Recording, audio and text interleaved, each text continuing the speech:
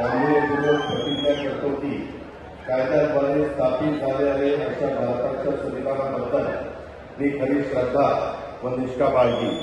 मी भारताची सार्वभौमता व एकात्मता उन्नत राखीन।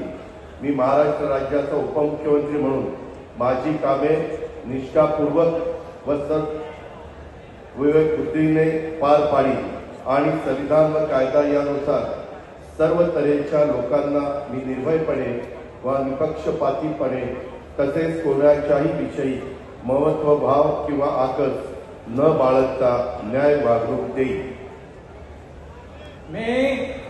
मी अजित